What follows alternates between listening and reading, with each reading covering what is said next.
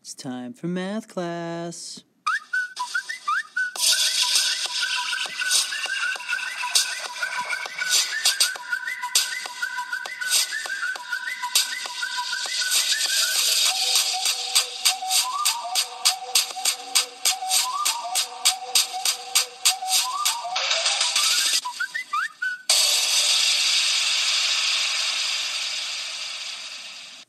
All right, now what we're going to do is something a little different. If you need the answers for yesterday's homework, here we have it right here. Go ahead and pause your video so you can see those answers. Pause it for as long as you need. Correct your homework if you need to. And let's move on. We are doing lessons 16 and 17 today. 516 to 517. Okay, first is reviewing adding and subtracting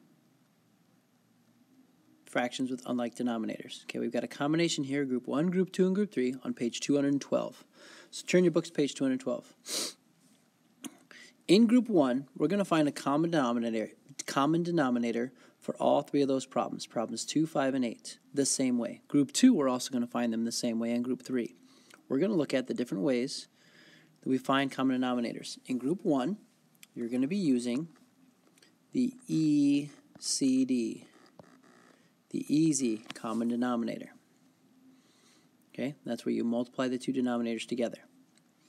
Okay, group 2, you're going to find that one of the two denominators is the lowest common denominator. So group 2, you're going to use one. You're only going to change one fraction. Okay, and group 3, you're going to have to go through the process and find the LCD, the lowest common denominator. Now remember, whenever you're doing this, we do have the videos that you can always go back for ECD and LCD. The group 2 one, that's just noticing that the larger denominator works with the smaller one. So you can just keep one of the denominators the same. All right, what I want you to do, pause your video, work these 9 problems, lots of practice, and then we'll go over the answers here in a moment. Here we go.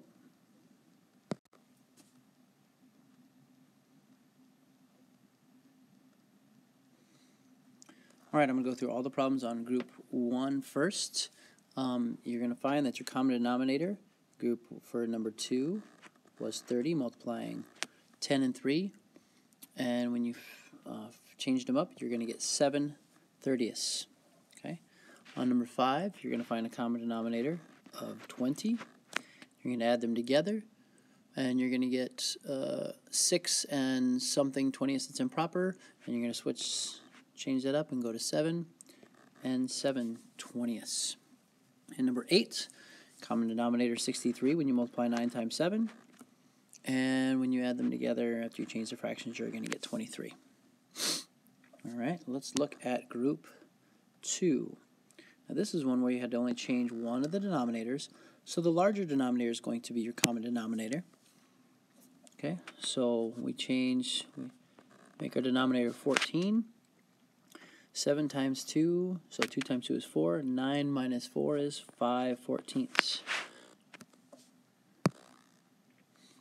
Number 6, we've got 28 as our common denominator. We end up with 24 28ths, but we can simplify that. Divide both of those by 4, and you get 24 divided by 4 is 6. 28 divided by 4 is 7. Either answer there is correct. I'm not worried about simplifying yet for all your answers, but I wanted to show you in case you did.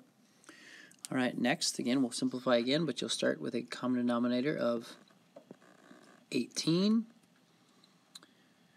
Changing the fraction here, so we'll end up with 1 and 16/18, which you can simplify to 1 and 8/9, dividing both of those by 2. All right, group 2, that's the group, again, where the larger denominator became the common denominator. Now we have group 3, 4, 7, and 10. There we had to find the lowest common denominator. Our lowest common denominator for number 4 ended up being 24, and we have 13 24ths. Number 7, common denominator ended up being 12. And we ended up with 4 and 1/12. And on number 10, lowest common denominator ended up being 18.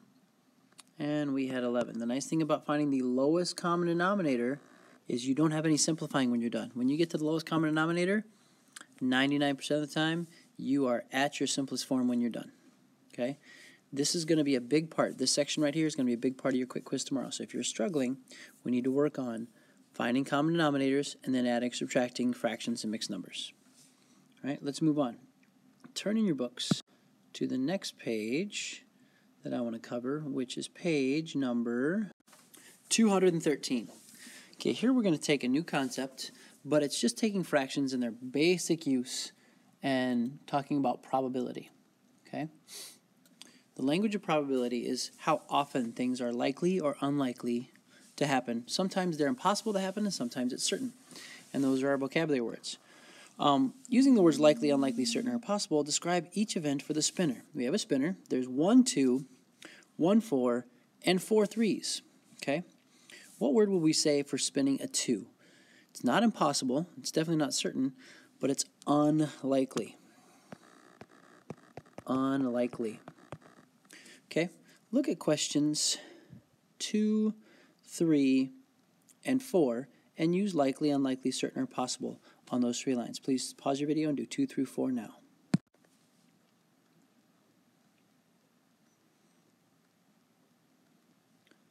All right, so we have 4 of the 6 spots are 3s, so spinning a 3 is likely. A lot of opportunities to spin a 3. Spinning a 5, there are no 5s, so that is impossible. Ain't going to spin no 5.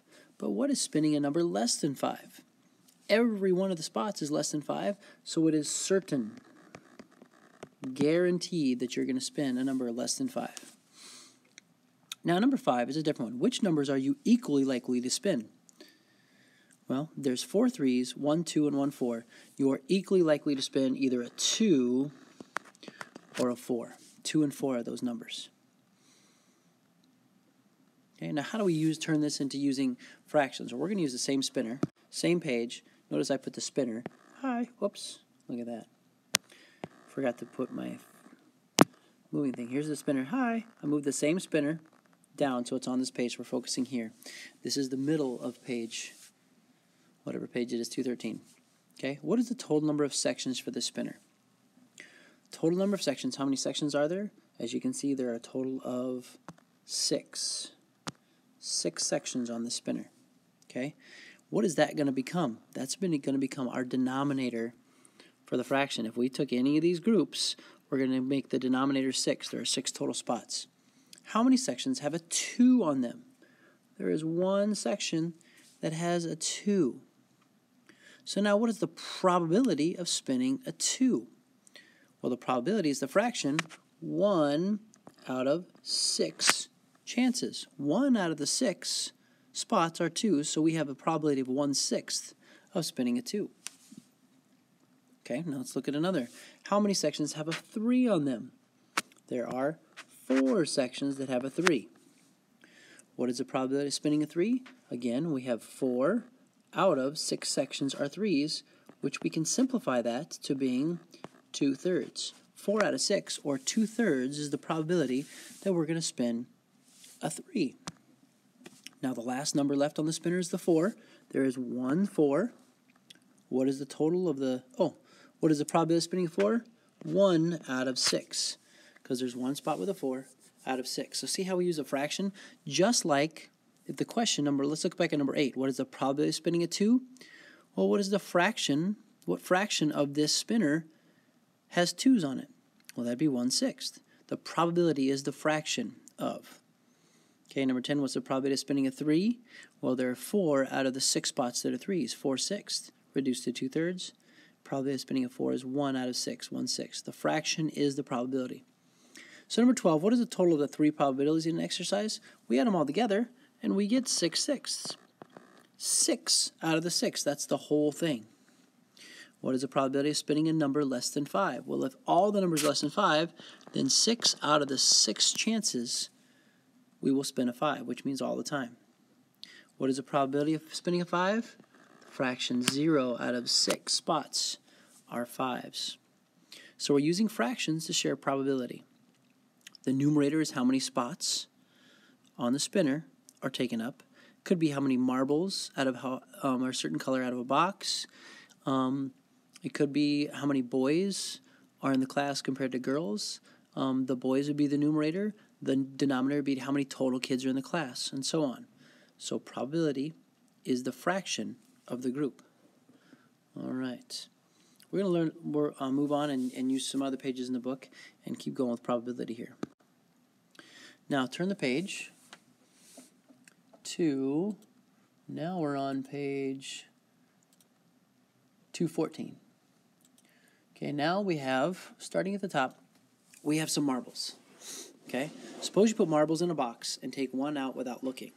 Okay, what is the probability you will get a white marble? What we need to do is we need to see how many total marbles there are, because the total number of marbles will be the denominator in each of these probability fractions.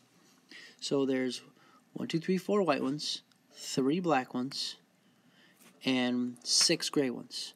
Well, that's a total of 13 total marbles, right? That's going to be our denominator. So what's the probability of spinning a white one? The top one's the white with the blue. Those are the white ones. So the probability is 4 13ths. We will pick a white one out. What is the probability we'll pick a black one? There are 3 out of 13. Pause your video and write down what it is for the gray marbles.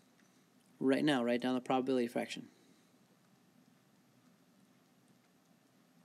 Okay, for the gray marbles, hopefully you wrote down 6 gray marbles out of 13 total marbles. So the probability is the number that they're asking for out of the total number possible. Okay, now let's look at number 17. Now we have another spinner, but this spinner doesn't have lines that divide it equally, but yet we can add those lines. If I look at the spinner and I put a black line here and extend this other black line with the arrow all the way across, now you can see there are a total of 1, 2, 3, 4, 5, 6, 7, 8 spots on the spinner. And let's answer the question. Ellen made the spinner with 4 sections and 2 shaded sections. She says that the spinner is more likely to stop on a white section than a shaded section. Do you agree?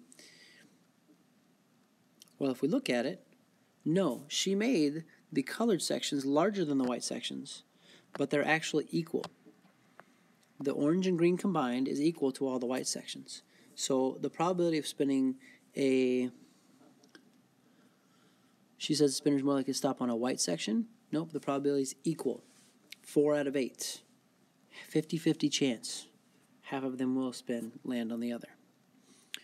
Okay. Look at the bottom of the page. Now we're going to use probability to make predictions. Okay, we have a can of nuts. And yes, if you guys were all in a can, you would all be a can of nuts. Crazy nuts. Number 18. Suppose you have a can that contains 100 nuts.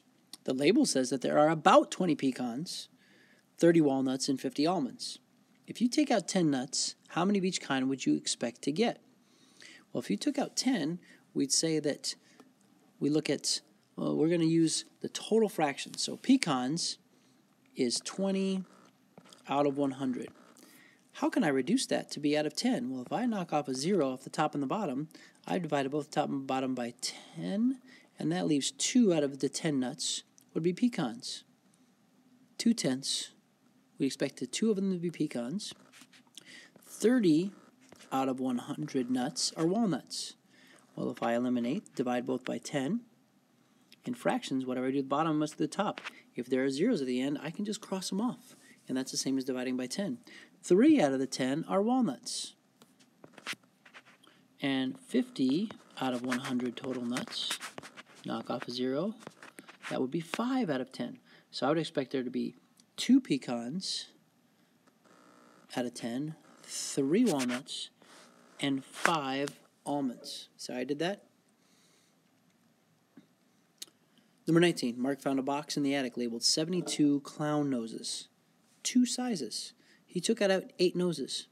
5 of them were large, and 3 of them were small. Out of the 72 total noses, how many are likely to be large? Right now we're going the other direction. He took out 8 noses. 5 of them, 5/8 of them were large. Okay? Well, this is where we get those missing denominator problems.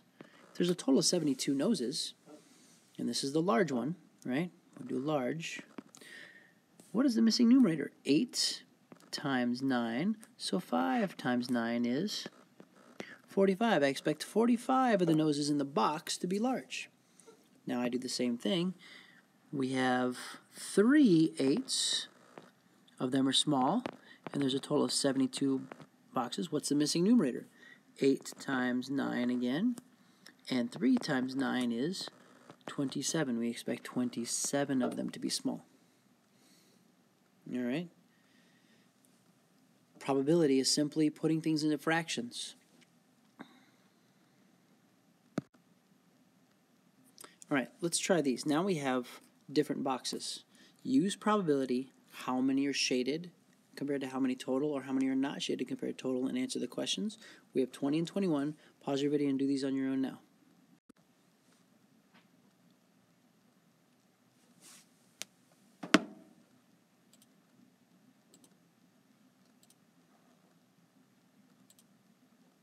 All right. If you want to try to hit one of the dark sections of one of the boards, which board would you choose? Well, the first board has the highest number ratio of dark to white sections. So the largest probability to hit a large section, or a dark section, would be the first board. I would choose the first board. Okay? Number 21. Ryan and Stephen were playing catch when they broke one pane in this window. Part of the window is clear glass, part of it is valuable rose glass. What is the probability that they broke the rose-colored glass? Okay. Well, if you see here, there are a total, it's 1/2 and 1/2, that's one total square, 2 total squares out of 16. So 2 out of the 16 are rose-colored. If I reduce that 1/8, the probability is 2/16 or 1/8. You might have looked at each one as half a square too. You could also have the answer of 4/32. That would eventually, all these are equal to each other. 4 halves out of 32 half window panes in that picture. All right, let's move on. Let's look at homework. Okay, today, because it's a double lesson, we're going to be focusing on practicing and nailing those adding and subtracting fractions and mixed numbers with unlike denominators, and that's homework 516. Okay, homework 517 is going to focus on probability. Please do homework 516 and homework 517. No remembering today. Remember that. No remembering. Yes, I'll put a little smiley face. Some of you are going, yay! It's still only 2 pages of homework. Okay? Take your time. Quick quiz will be tomorrow. The quick quiz will cover mostly adding and subtracting fractions and mixed numbers with unlike denominators. There will be one problem on probability, and it'll be a simple one to make sure you understand the concept. Okay? Good luck. Do your best. Ask questions if you don't understand. That's what I'm here for.